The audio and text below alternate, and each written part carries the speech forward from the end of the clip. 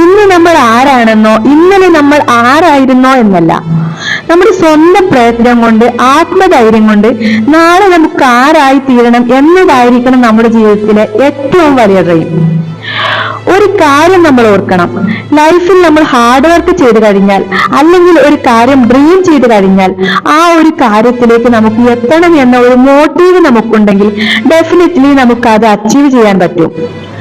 വലിയ ഒരു കാര്യത്തിന് ശ്രമിക്കുമ്പോൾ ഒരിക്കലും പരാജയപ്പെടരുത് എന്ന് ആഗ്രഹിക്കുന്നവർ ഒന്നും ശ്രമിച്ചിട്ടുമില്ല, ഒന്നും നേടിയിട്ടുമില്ല. ലോകം പരാജിതരുടേത് കൂടിയാണ്. ഒരുപാട് പരാജയങ്ങളിൽ നിന്നാണ് വിജയങ്ങൾ ഉണ്ടാവുന്നത്. That is not all about facilities. അത് സൗകര്യങ്ങളുടെ മാത്രം പ്രശ്നമല്ല, നിങ്ങൾ ഒരു കാര്യത്തിനോട് വെച്ചു പുലർത്തുന്ന ഒരു പാഷനാണ്.